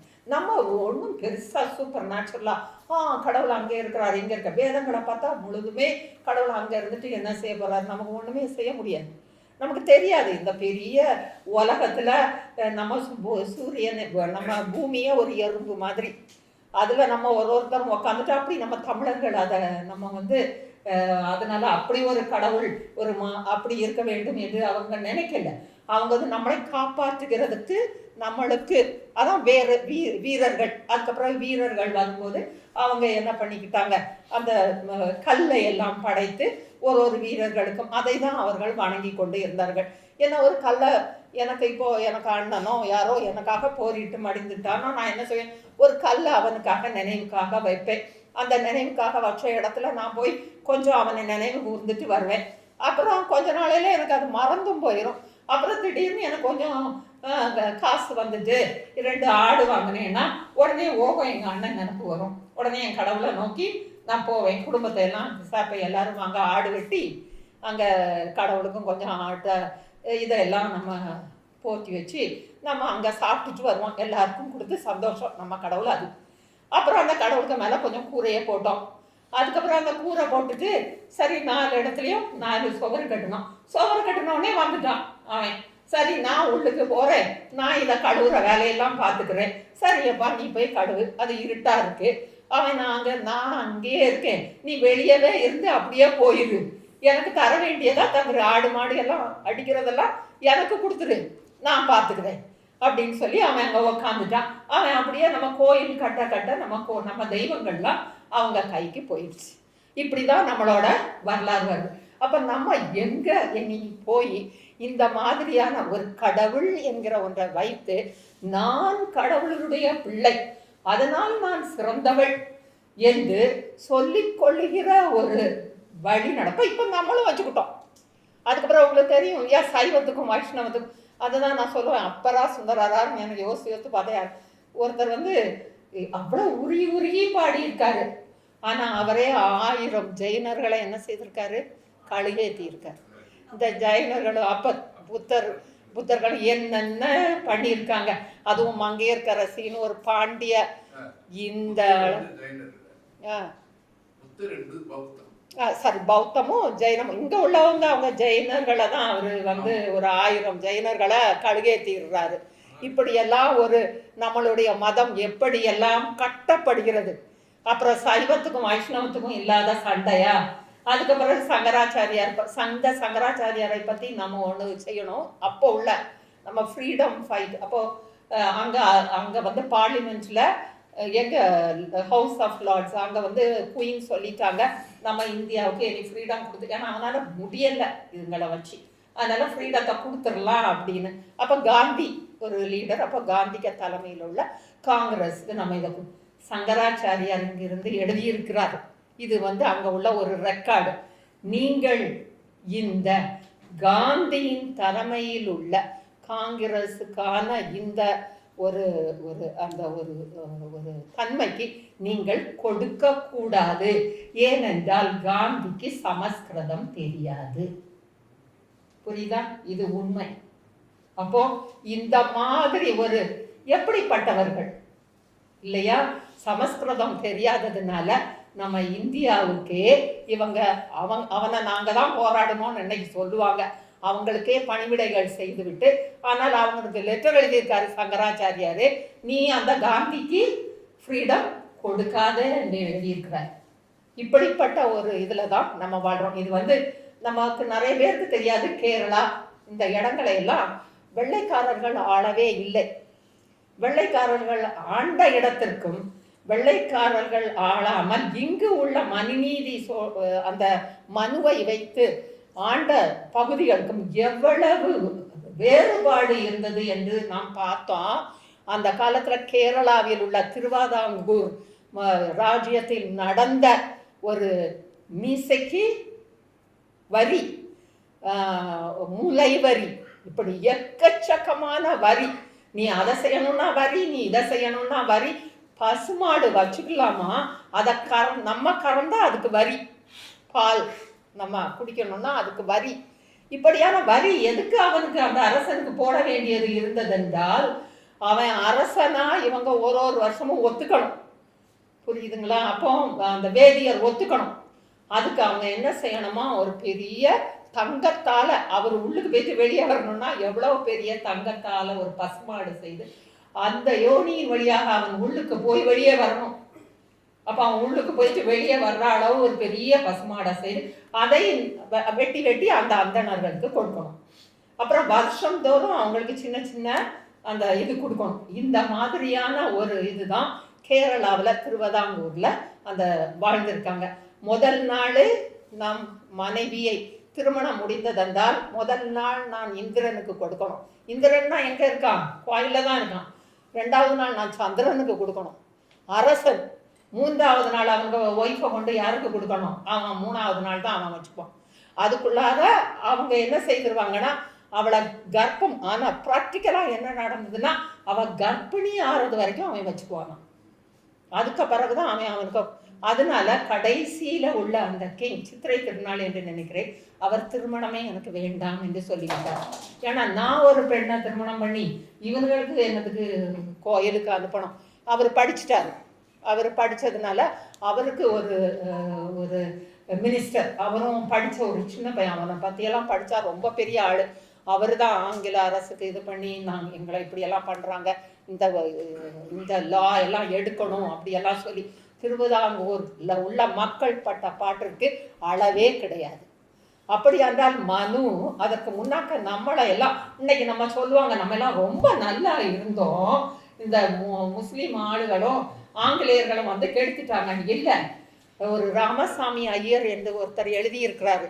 அவர் என்ன எழுதியிருக்காருன்னா, sir, we love you, we love the rulers, we love the rule but not the rulersன்னு எழுதுறாரு. உங்களோட அரசாட்சியே எங்களுக்கு பிடிச்சிருக்கு, ஆனால் நீங்கள் அந்நியம்னதுனால எங்களுக்கு ரூலர்ஸாக பிடிக்கல. நாங்கள் இங்கே உள்ள ரூலர்ஸ் எங்களுக்கு பிடிக்கும், ஆனால் இங்கே உள்ள ரூல் எங்களுக்கு பிடிக்காதுன்னு எழுதியிருக்கார் ராமசாமி ஐயர். ஒரு பெரிய அந்த காலத்தில் ரொம்ப படித்த ஒருத்தர் இங்கிலீஷ்காரனுக்கு இப்படியாக எழுதியிருக்கிறார். அப்படின்னா எப்படி நம்ம எங்கே இருந்தோம், நம்ம எத்தனை நூற்றாண்டுகளாக, ஆனால் சங்க காலத்தில் எப்படி இருந்தோம் என்கிறது தான் நம்ம திருப்பி திருப்பி பார்க்குறோம். அப்போ ஆகம் என்றால் என்னன்னா அந்த பாகுபடுத்தலே. அப்படி என்றால் இது வந்து இப்போ எனக்கு கணக்குப்படி நிச்சயமாக அது எழுதும் போதே நிச்சயமாக 6வது கிமு அந்த. ஏனென்றால் மௌரியர்கள் நந்தர்கள், மௌரியர்களுக்கு முன்னுக்கு இருந்தவர்கள் நந்தர்கள். இந்த நந்தர்கள் வந்து அலெக்சாண்டர் இங்கு வரும்போது இந்த நந்தர்கள் வந்து நிறைய செல்வத்தை சேர்த்து வச்சுட்டு ஒரு பெரிய படையை வச்சுட்டு இருந்ததுனால தான் அலெக்சாண்டர் வந்து இந்த கிழக்கத்திய கடலுக்கே போகல, தெற்கையும் வரல. அவனுக்கு சோல்ஜர்ஸும் இல்லை நாங்கள் போகணுங்கிறாங்க, அவர் போயிட்டாரு. ஏன்னா நந்தர்களுக்கு அவர் பயந்ததாக ஒரு குறிப்பு இருக்கிறது. அப்போ நந்தர்கள் மௌரியர்களுக்கு முன்னுக்கு வந்தவர்கள். இந்த நந்தர்களுடைய செல்வத்தை பற்றி நம்மளுடைய சங்க பொயட்ரியில இருக்கு, மௌரியர்களை பற்றியும் இருக்குது, ஆரிய அரசர்கள் என்றும் இருக்குது. தனித்தனியாக தான் இருக்குது. ஆரிய அரசனை வென்றான் என்று இருக்கிறது, மௌரிய அரசனை வென்றான் என்று இருக்கவில்லை. இது எப்படி இருக்குதுன்னா, அசோகனோட கல்வெட்டுல அவர் என்ன சொல்லியிருக்காருன்னா, நாங்க தெற்கில் கேரளபுத்திரர் மற்றும் பாண்டியர்கள் இவர்களுடைய நாட்டிற்கு போகும்போது படையை எடுக்கவே இல்லை, நாங்கள் சமாதானமாக தான் சென்றோம் என்று அவருடைய ஒரு கல்வெட்டில் இருக்கிறது. அப்ப நம்ம சங்க பொயட்ரியில எப்படி இருக்குன்னா, அவங்க எல்லாரும் போட்ட தேர் தடம், அவங்க மௌரியர்கள் வந்த, அப்ப மௌரியர்கள் தான் பேர்ல வந்திருக்காங்க. அந்த பெரிய தேர்களுக்காக வெட்டப்பட்ட அந்த கடத்தில் உன் தலைவன் போய் கொண்டிருக்கிறார், இப்படி எல்லாம் தான் இருக்கு. ஆனா ஆரிய அரசனை கொண்டான், ஆரிய அரசனை வென்றான், அப்படி எல்லாம் இருக்குது. அப்போ என்ன மாதிரியான இதை வச்சு நம்ம பார்க்கும்போது, அந்த போய்ச்சியை நம்ம பார்க்கும்போது அப்பொழுது நடந்ததாக இல்லை, முன்னமா நடந்த ஒன்னா நினைவுக்கு கொண்டு வருவது மாதிரி தான் இருக்கு. அப்ப இந்த சங்க இலக்கியங்களை இந்த பாணர்கள் உருவாக்கும் போது அவர்கள் எப்படிப்பட்டதான ஒரு நிலைமையில் உருவாக்கினார்கள், எத்தனை வருடங்களுக்கு முன்னாக இதை அவர்கள் உருவாக்கம் செய்திருக்க வேண்டும். படிப்படியாக உருவாக்கி மனதில் வைத்து அதன் பிறகு எழுத வேண்டும் என்று நினைக்கும் போது எழுதுகிறார்கள். எழுதும் போது அது it has reached its perfection. பெர்ஃபெக்டா ஒரு குறுந்தகை போயிட்ரியில நம்ம எங்கேயாவது ஒரு இடத்துல தப்பு பிழை காண முடியுமா? ஸ்ட்ரக்சர்ல பார்க்கவே முடியாது. அப்படியானால் அது எத்தனை வருடங்களுக்கு முன்னாகவே அதை அவர்கள் எழுதியிருக்க வேண்டும் என்பது ஒரு கூறு. இந்த கூரை நம்ம எப்பவுமே இனி வாழ்வியல் என்று நம்ம ஆக்கம் என்று பார்க்கும்போது பாணர்களை பத்தி நம்ம பார்க்கணும். எல்லா சொசைட்டிலையும் மின்ஸ்ட்ரல்னு ஒருத்தர் இருப்பான், பாணன். இது நேபாளில் உள்ள கந்தர்வாங்கிற ஒரு இனத்துக்கும் நம்ம பாணர்கள் இனத்திற்கும் ரொம்ப ஒரே மாதிரியான ஒற்றுமை இருக்கு. அவங்க எப்படி பாடல்கள் பாடுனாங்க, அவங்க யாரை பாடுனாங்க, அவங்களும் இப்போ பாணர்கள் குலம் ரொம்ப தாழ்ந்த குலமாக தான் இருக்கு. ஆனால் அவங்களோட அந்த கட்டுக்கோப்பும் அந்த இதுவும் நம்மளோட பாணர்களோட நிலையாவே இருந்திருக்கு. உலகத்தில் உள்ள எல்லா இடத்துலையுமே இந்த பாணர் குலம் என்பது மின்ஸ்ட்ரல்ங்கிறது அவங்க அவுட் சைடர் என்கிற ஒரு இதில் வருவாங்க. அதாவது அவங்கள சொசைட்டி எப்போவுமே ரொம்ப நல்ல ஒரு பிரில்லியண்ட்டாக ஒருத்தன் இருப்பான். அவனுக்கு இந்த சொசைட்டியோட இப்போ நம்ம நாடகம் போடுவாங்க, அந்த பாட்டு பாடுவாங்க, அவங்களையெல்லாம் இப்போ வெளிநாட்டிலலாம் போய் நிறைய செல்வம்லாம் ஆயிடுது. ஆனால் மற்றபடி நமக்கு அவங்க சொசைட்டியில் வெளியே தான் இருப்பாங்க. அப்போ அந்த மாதிரிப்பட்டவங்கள தான் அவுட் சைடருங்கிற ஒரு பிரின்சிபிளில் வச்சுருப்பாங்க. அந்த மாதிரி நம்ம ஆளுங்கள் இருக்கல்ல, பாணர்கள் அவங்க நம்ம சமுதாயத்தில் விளிம்பு நிலையிலேயே இல்லை. அவங்க எல்லாரும் உள்ளுக்கே இருந்திருக்காங்க. அவங்களுக்கு பெருமையான ஒரு இடம் இருந்திருக்கிறது. அரசனுக்கிட்ட சொல்றதெல்லாம் பாணர்கிட்ட சொல்றப்போ எல்லாம் நீ அப்படி செய் இப்படி செய், ஒன்னு அரசன் அப்படி செய்வான். அரசன் என்ன இவன் போய் அவனுக்கு யாழை எடுக்கிறதுக்கு முன்னாயே ஓடி அவனுக்கு துணி பழைய துணியெல்லாம் மாற்றி துணி கொடுத்து உடனே இந்த தலைக்கு ஏறுற கல்லை கொடுத்து அந்த மாதிரி ஒரு இதை நம்ம பார்க்குறோம். அப்போ இவங்களுக்கு நிலையான வாழ்க்கை பிடிக்கவில்லை. இவன் சொல்லலாம் நான் உடனே போகணும்னு தான் சொல்கிறான். அரசன்கிட்ட இருக்க மாட்டான். இவனுக்கு ஒரு அதாவது நமக்கு நாடோடிகள்னாலே என்ன அவங்களுக்கு அந்த ரொம்ப பிரெயின் இருந்தால் ஒரு இடத்துல இருக்க மாட்டாங்க. புலி தனியாக என்னதான் செய்யும், அது ஓடிக்கிட்டு தான் இருக்கா, அது ஒரு இடத்துல வீடு கட்டி இருக்காது. ரொம்ப மூளை இல்லாத அப்போ தான் நம்ம ஒரே இடத்துல இருக்கணும்னு நினைப்போம். இப்போ மூளை கொஞ்சம் நிறைய வளர்ந்துச்சுன்னா நம்ம வீட்டை விட்டு ஓடுறதுக்கு தான் பார்ப்போம். அந்த மாதிரி ஒரு தன்மையினால தான் அந்த பாணர்கள் இப்போ அரசன் எவ்வளவுதான் சாப்பாடு கொடுத்தாலும் இல்லை நாங்கள் போகணும் இவனுக்கு பாடிக்கிட்டு ஆடிக்கிட்டு அலைகிறதுலையே தான் இவன் மனசு இருக்கும். இவனுக்கு இந்த நல்லா சாப்பிட்டு கொண்டு அது பொருளாட்சி படையில் அப்படியே நீ தலைவன், நீ இந்த பாணர்களுக்கு தலைவன், நீ யார் போடுற சாப்பாட்டையும் 2வது நாள் கூட உட்காந்து சாப்பிட்றவன் இல்லை. அப்படிப்பட்ட ஒரு ஒழுக்கம் உள்ளவன். அது ஒழுக்கம், உட்காந்து சாப்பிட்றது ஒழுக்கமின்மைங்கிற ஒரு பாணர் தன்மை நமக்கு இருந்தது. அப்போ நம்மளோட போயட்ஸுக்கு அவங்க எப்படி வாழ்கிறாங்களோ அப்படியே அவர்களை நாம் இந்த சொசைட்டியில் வச்சு ஏந்திக்கிட்டோம். அந்த பாணர்களை கோயிலுக்கு வெளியே தள்ளுனதே அதன் பிறகு. எனக்கு காரைக்கால் அம்மையார் என்ன பேய்மகள்னு சொல்லுவா. இந்த பேய்மகள் யாரு சங்க காலத்துல இருக்கா? சங்க காலத்துல பேய்மகள் விரலி இவங்க எல்லாம் யாரு?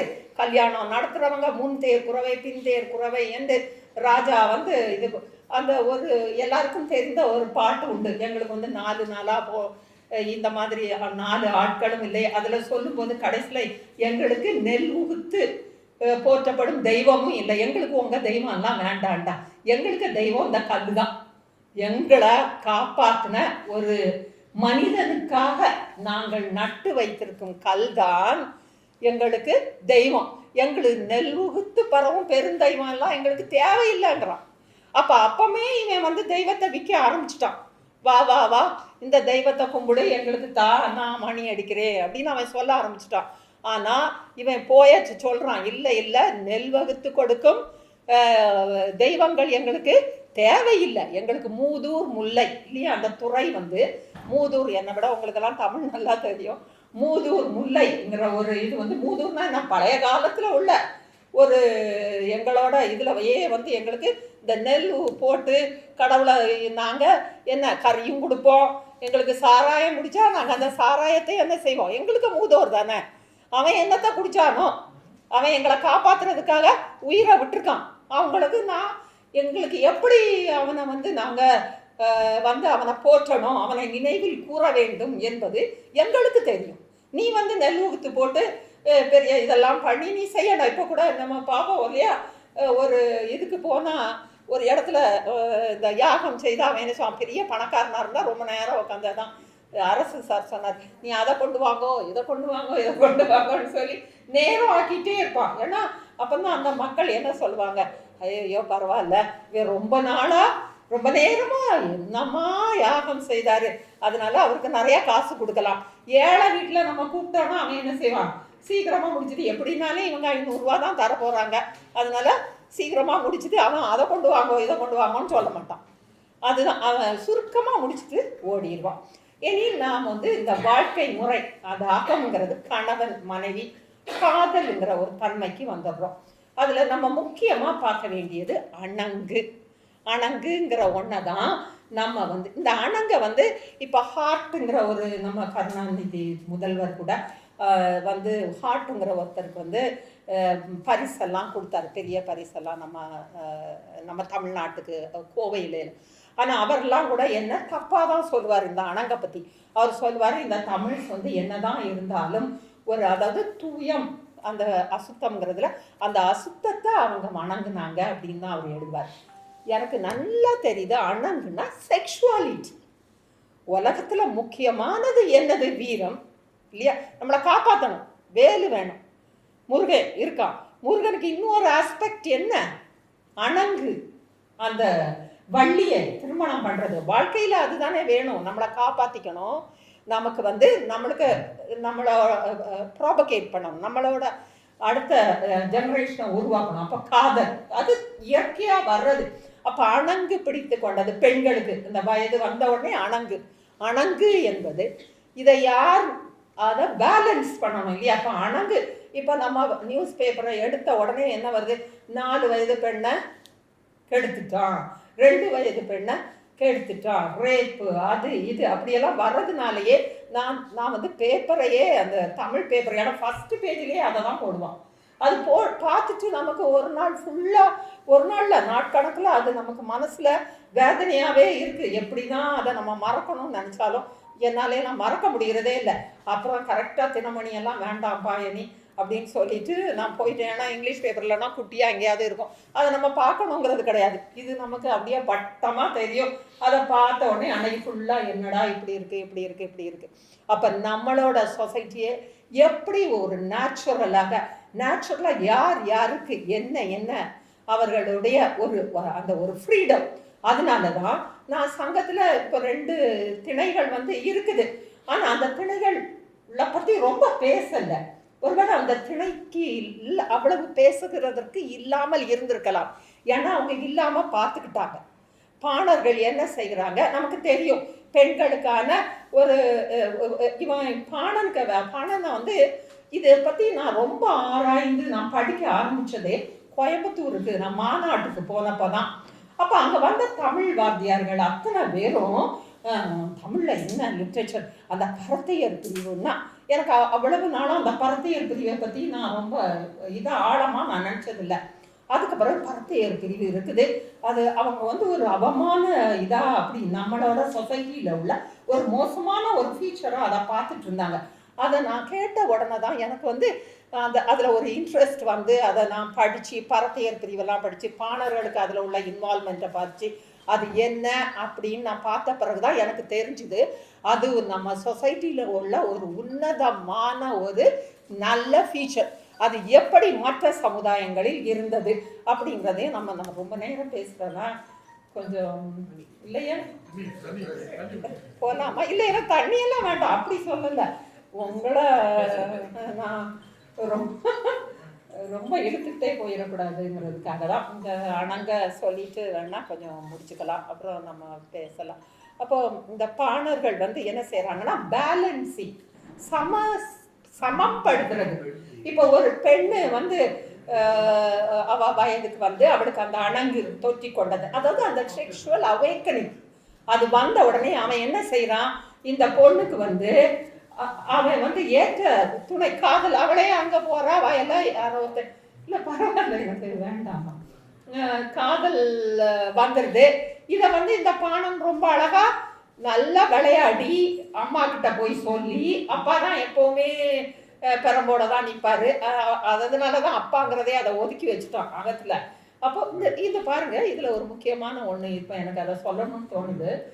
அகம்ங்கிறதுல நீங்க யோசித்து பாருங்க, அகம் பொயட்ரியில பேரை சொல்லக்கூடாது அப்படிங்கிற ஒரு இதை அவன் எப்படி அதை கொண்டு வந்தான் இல்லையா? அந்த ஒரு சின்ன கன்வென்ஷனை மட்டும் நீங்க பாருங்க, அகத்துல மட்டும். இப்ப நம்ம ஒண்ணுன்னா இவரும் இவரும் அப்படின்னு எழுதி போட்டுருவோம், அதை வந்து எல்லா இடம் பாரு.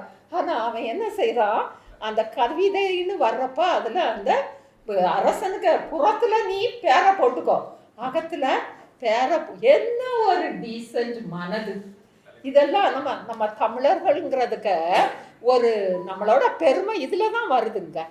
2 பேர் காதல் பண்ணுனாங்கன்னா நீ அதை பத்தி பாடுறியா, நீ பேரு சொல்லாத, அவங்கள அவமானப்படுத்தாத, அவங்க தெரிய வேண்டாம், அவங்களுக்கு விஷயமே அது அலறியந்து அவங்களுக்கு எல்லாருக்கும் தெரிஞ்சு அதுக்கப்புறம் அவங்க திருமணத்துக்கு பிறகு அவங்க வாழட்டும் அவங்க வாழ்க்கை. அதெல்லாம் எனக்கு ஒரு ஃப்ரெண்டு உண்டு, அவங்க மதுரையில் நான் டிபார்ட்மெண்ட் இதில் படிச்சுட்டு இருக்கிறப்போ ஓடி போயிட்டான்னு ஒரு பொண்ணு வந்து யாரோ இவங்க ஓடி போயிட்டாங்களாம் அப்படின்னு, ஓடி போயிட்டான்னு ஏன்டி சொல்கிற, நம்ம தமிழச்சி தூக்கிட்டு போயிட்டான்னாவது சொல்லுடி, நம்மளுக்கு கொஞ்சம் இன்னும் நமக்கு ஒரு டீசன்சி இருக்கட்டும் அப்படின்னு அவ சொல்லுவாங்க. அது மாதிரி அதை ஓடி போறதுங்கிறது அதை அக்செப்ட் பண்ணிக்கிட்டாங்க அந்த சொசைட்டி. வீட்டுல என்னைக்கு இது வந்து தாய் வழி சமூகத்திலிருந்து வந்தது.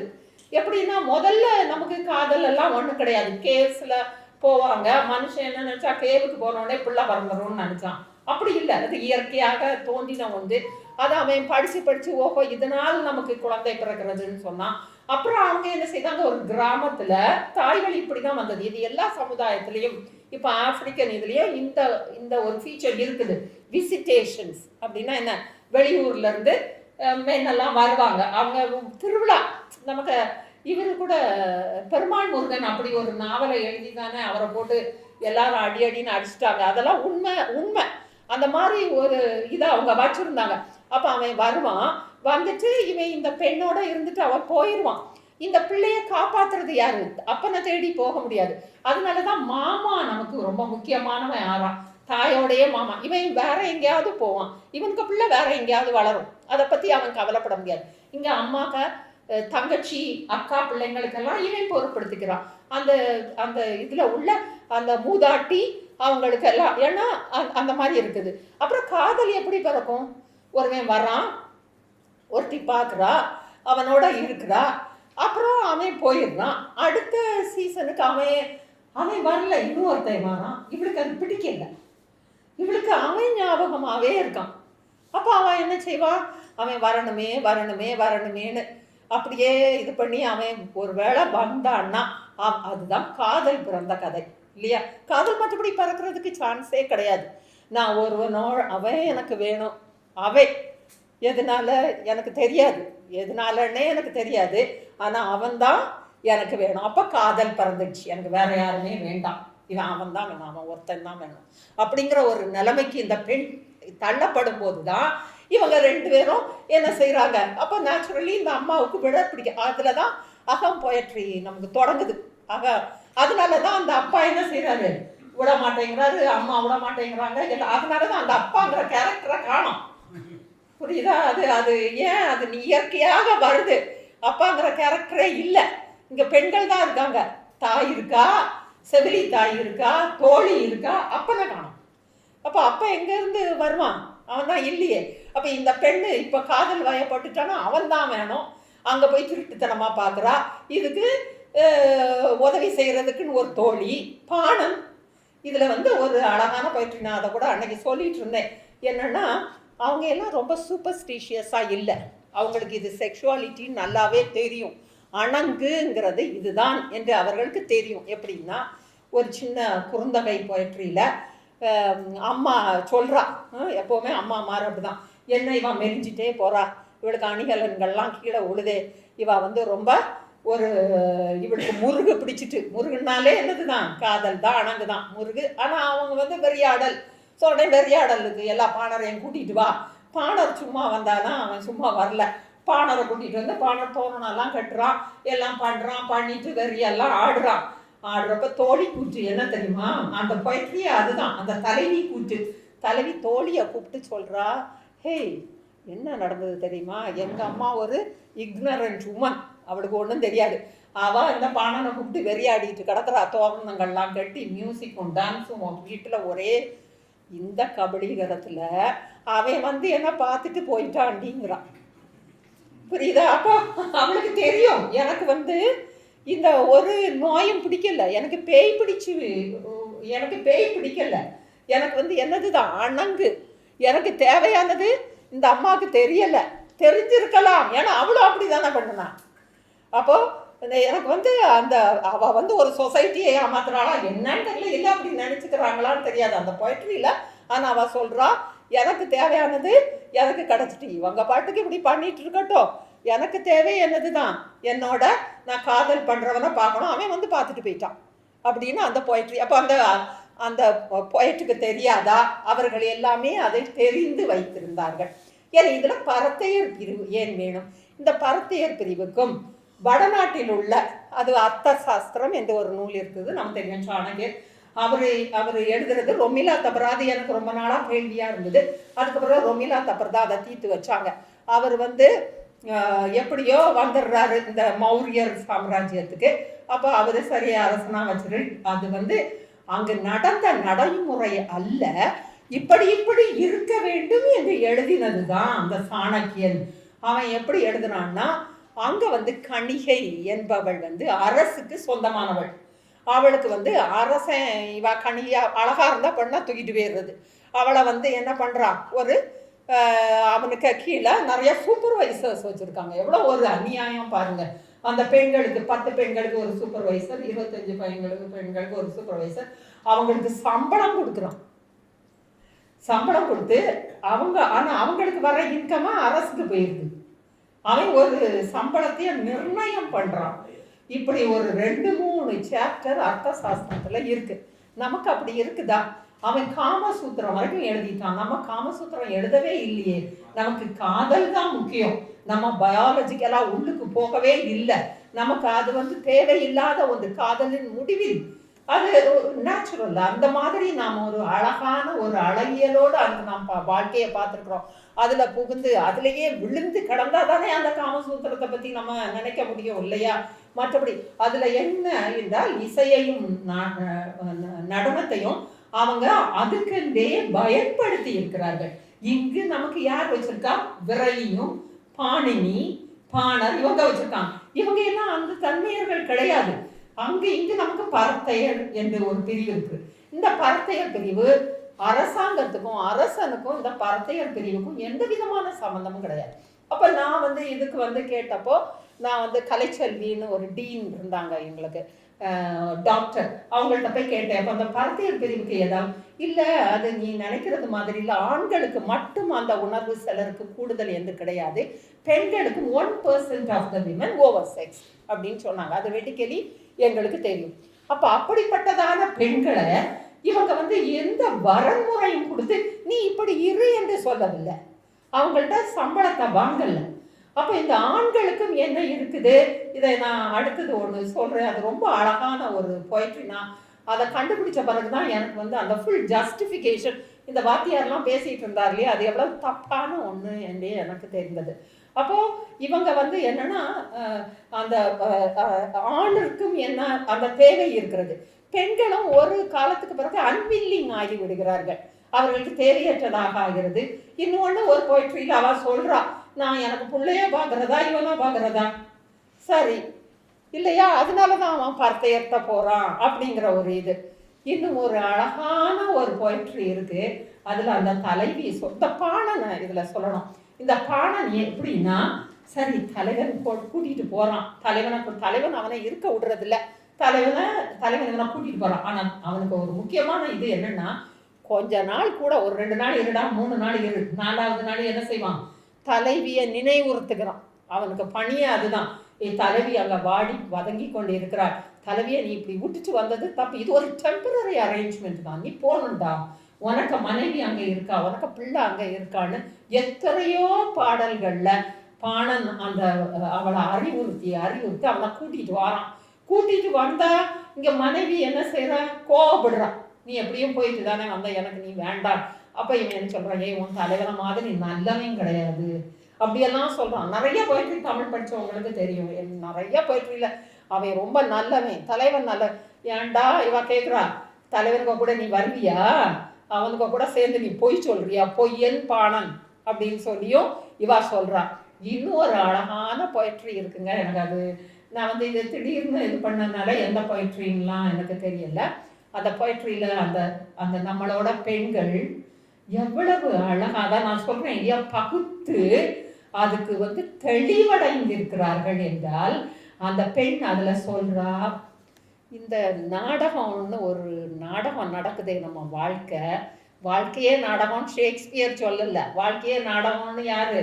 நம்ம பெண் சொல்கிறா. இந்த வாழ்க்கைங்கிற ஒரு நாடகத்தில் பாவம், நானும் பாவம், என் கணவனும் பாவம், அந்த அந்தணனும் பாவம், பாணன் ஐயோ பாவம்னு சொல்கிறான். பாணன் தான் ரொம்ப பாவம்.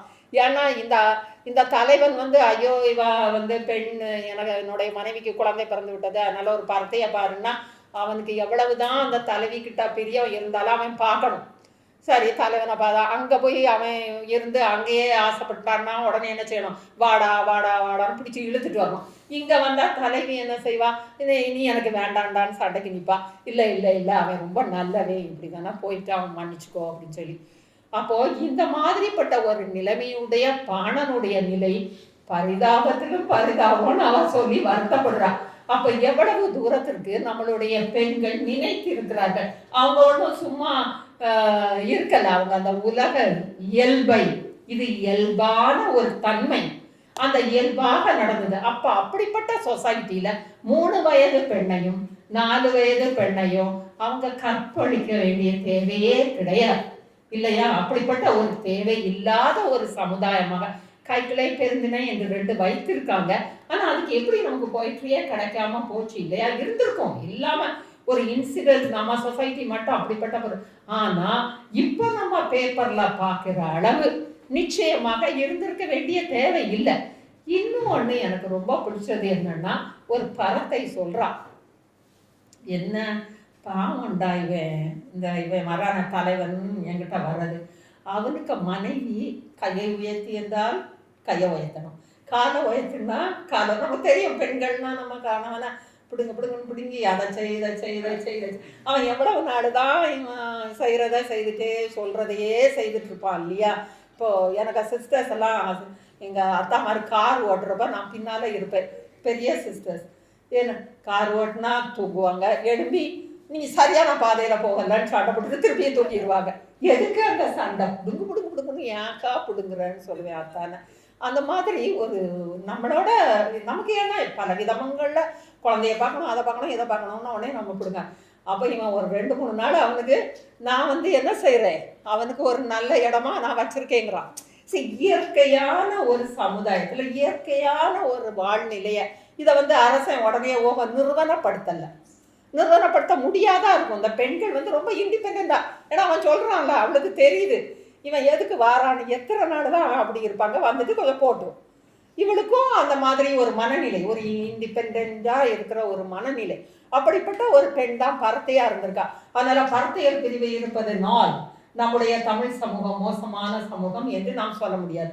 ஆண்களுடைய தன்மையும் பெண்களுடைய தடமையும் அந்த இயற்கையான வழியில் அவங்கள வந்து ஒரு பேலன்ஸ் பண்ணி போகிற ஒரு வாழ்வியலை தான் நாம் வச்சுருந்தோம். அந்த வாழ்வியலை நாம் தொலைத்தது அப்படியே இருந்திருக்கலாம். வாழ்வியலை தொலைத்தது சமயம் என்ற ஒன்று எல்லாவற்றிலும் உள்ளிருக்கு வந்ததுனாலதான் எல்லாத்துலேயும் கொண்டு வந்து வேறு விதமான ஒரு வாழ்வியலை அது நான் சில அதுவும் போனால் நிறைய போகும். ஏன்னா சங்கம் மருவிய காலம் என்பது சிலப்பதிகாரம். அந்த சிலப்பதிகாரத்தில் பார்த்தா எப்படி அது மறுவுது. இந்த பர்த்தமைங்கிறது புதிய பர்த்தமைன்னுலாம் சொல்கிறாங்க. அப்போ புதுசாக ஒன்று வருது, அதுக்கும் நமக்கு சம்மந்தம் இல்லை. புதிய பர்த்தமை. அப்போ இந்த பழைய பர்த்தமை is so good, better than the புது பர்த்தமை. ஏன்னா அது நிறுவனப்படுத்தப்பட்ட ஒன்று. அதில் பெண்களுக்கும் மிக, ஏன்னா பிடிக்காத பொம்பளை அழகா இருந்தா அவன் பாவம் என்ன செய்வான், அவளை பிடிச்சிட்டு போயிடுவான் இல்லையா? அப்போ அதுக்காக அவன் என்ன செய்யணும், கல்வி கற்க வேண்டும். கல்வி கற்கணும். அந்த கல்வினா என்ன, கலைகளை கற்க வேண்டும். கலைகள் யாருக்கிட்ட இருந்து, கணிகள்கிட்ட இருந்தது. நமக்கு கலைகள் அப்படி இல்லை.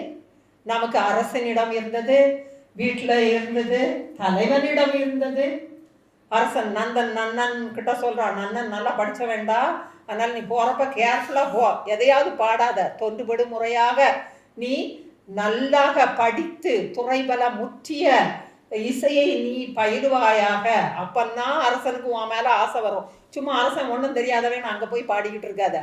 நல்ல பாடல்களாக நன்றாக இசையை நீ கிளாசிக்கல் இசை. அந்த காலத்திலேயே அவர்கள் கிளாசிசிசம் என்ற ஒன்றை, செம்மை தன்மையை அவர்கள் என்றெல்லாம் பகுத்து விட்டார்கள். அதுலேயும் இசை இப்படி இப்படி இப்படி என்று பகுத்து அதற்கான ஒரு நடைமுறையை அவர்கள் நூற்களில் எழுதி வைத்து விட்டார்கள். அதற்கான ரூல்ஸ், அதற்கான ஒரு நடைமுறைகளையும் அவர்கள் எழுதி வைத்து விட்டார்கள். அதனால தான் உலகத்தில் எல்லா கலாச்சாரத்திலையும் இசை உண்டு. நமக்கு மட்டும்தான் இசை இருந்தது என்று இல்லை. ஆனால் அந்த கிமு 400-500 ஆண்டுகளிலேயே ஒரு செம்மைப்படுத்தப்பட்டு ஒரு எழுதப்பட்ட இசை என்பது நம்மளுடைய இசை. ஸோ இந்த மாதிரி ஒரு நேச்சுரல் சொசைட்டி இப்போ உலகத்தில் இருந்திருந்தால் எப்படிப்பட்ட சமுதாயமாக நம்ம சமுதாயம் இருந்திருக்கும். ஆனால் இப்பொழுது அதை எப்படியெல்லாம் நாம் மாற்றி விட்டோம் என்பதை நாம் தான் அறிஞ்சுக்கிடணும் அப்படின்னு சொல்லி என்னுடைய உரையை முடித்துக் கொள்கிறேன். நன்றி, வணக்கம்.